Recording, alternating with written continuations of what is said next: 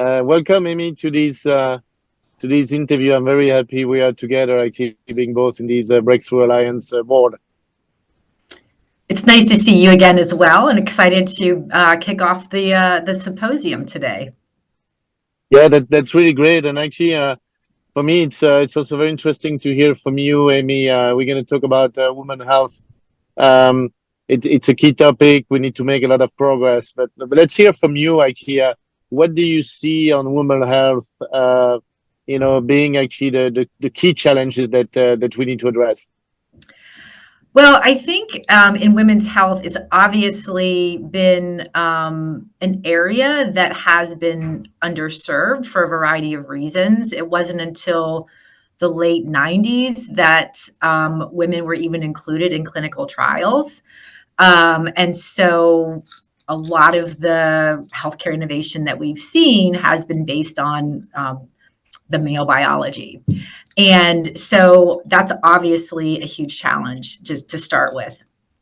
And because of that, I think obviously men and women are different biologies, and a lot of the things that impact women go underserved. And I think when you think about women's health, it's very broad. It covers a vast area from cradle to grave.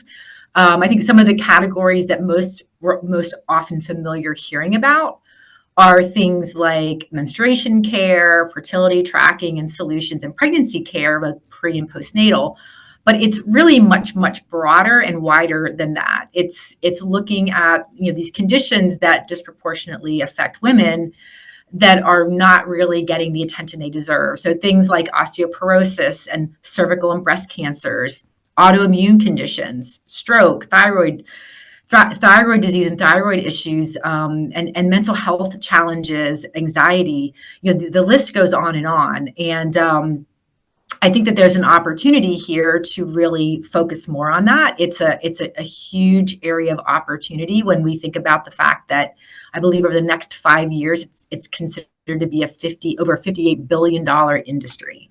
So there's a lot of opportunity here to address this unmet need. And to go a bit deeper on that, Amy, with the advancement of digital tech and also AI, I mean, what do you see are the main advancements maybe in the last recent years, and those that have made maybe most difference or driven most progress on this topic? Well, again, that's a big question. There are so many examples that we could look at, but just a couple that I think tell a good story. And I think we cannot ignore AI, artificial intelligence. It's everywhere these days, and there's huge opportunity here, especially in the women's health space. There was actually recently an article in the journal Lancet about a really interesting study that's being conducted in China, where they are using an AI tech approach based on non-invasive ultrasound images. That it's being used to accurately identify ovarian cancer, and that's a cancer that oftentimes doesn't. It's asymptomatic until it's very advanced. So to be able to use a non-invasive ultrasound image that is supported by AI technology could be a huge way to prevent this very devastating disease that affects a lot of women. And it's also being used to improve the accuracy of breast cancer diagnostics. And at the same time, by leveraging these AI technologies, it's also supporting the radiologists in their workload and their accuracy as well, which is a huge benefit on both sides of the patient as well as the care provider side. I think we see a lot with there's a lot of focus on maternal health for obvious reasons. There's a lot of opportunity for AI in maternal health. Obviously, the first step in preventing newborn deaths is early screening of pregnant women to identify those at risk of developing complications. And in the US, this is widely done throughout routine checkups and scans and things like that. But when we think about the low and middle income countries that don't necessarily have the access that we have in the US, access to diagnostic tools like ultrasound machines and skilled medical technicians is a real challenge. But there are efforts out there to develop and test portable ultrasound machines with diagnostic capabilities that are aided by AI.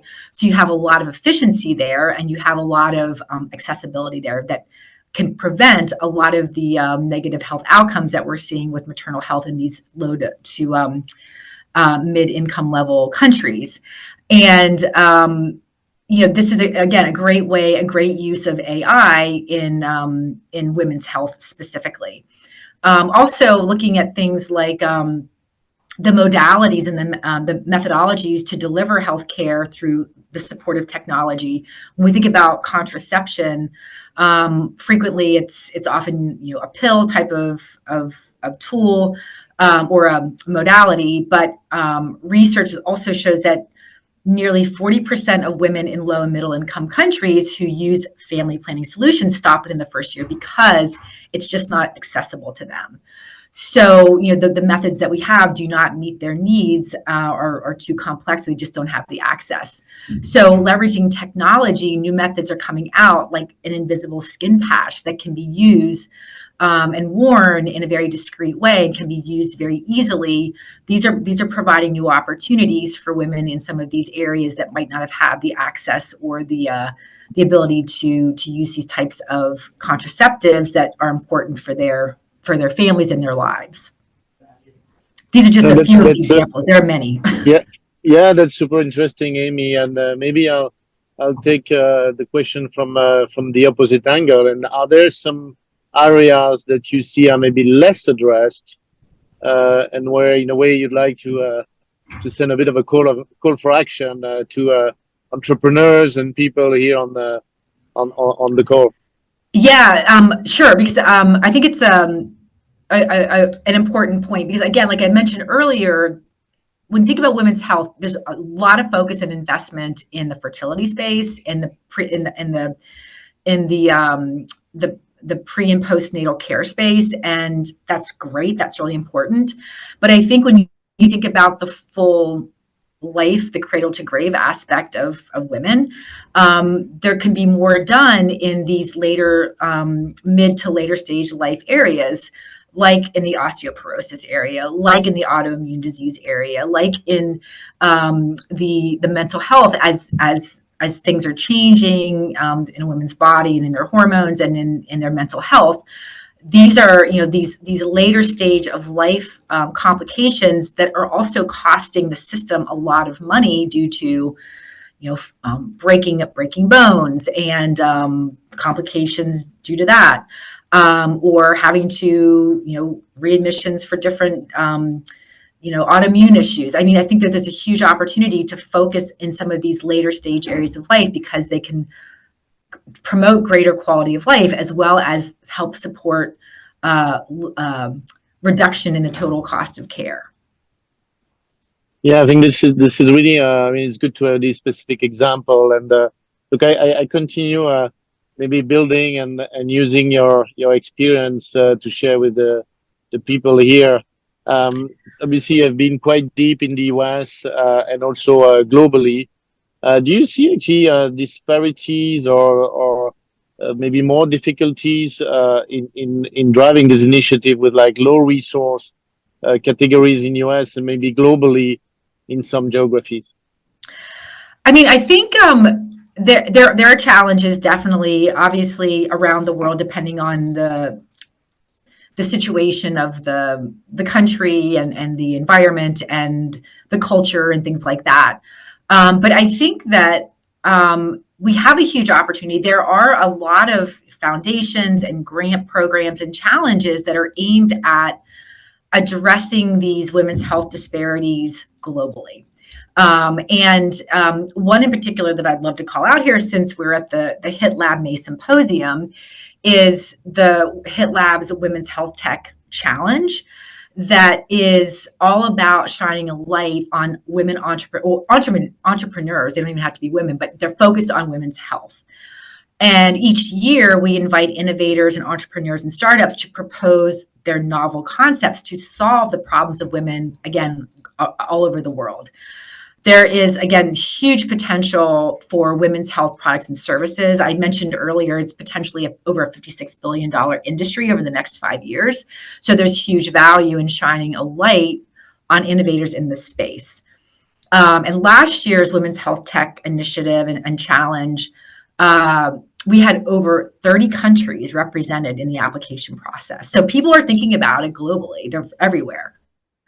And we have 4 different categories for submissions. One is a pre-seed, we have a seed, and a Series A, as well as a nonprofit category, which I think we're one of the few, if not only, challenges to include an actual nonprofit category. So I think that's really differentiating, and would love people who are listening to get the word out about our upcoming challenge that will be coming out later this fall.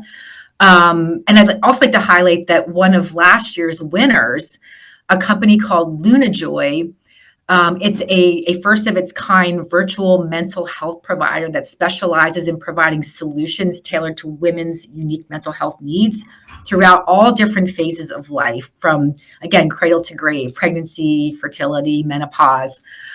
They were one of our winners last year, and they recently just raised $4.2 million in investment. And they can provide support around the world. And again, through, I think, the work, the Women's Health Tech Challenge, we're able to shine a light on companies like LunaJoy and support them getting exposure to these investors and the venture world to get these infusions of much needed funds so they can continue their work. Yeah, and in a way, that's a goal for everybody here listening. I mean, to apply to this challenge. Obviously, if you're operating in women health, and share it with your friends who are not here, because I think it's definitely a great opportunity. And Amy, I think we have a couple of minutes for this last question. Partnership. Partnership is obviously a key topic, and here probably partnership with between public, private, and maybe with institution. What are maybe some key learnings from your experience for people here on partnership to look for and partnership to put in place that can really make a difference? Well, I think it's always important to know it's very difficult to do it alone. You really can't. You need partners, but you've got to have the right ones. And so being clear in your partnership efforts on what your value proposition is, how you can work together to create synergy and in the collaboration process, and make, have the 1 + 1 = 3 and not 2. You really want to be thinking about how you can bring those, the different sides of the table together and leverage the skills, the capabilities, or the unique value proposition that the other one has, so you can bring them together to really create the synergy that you're looking for.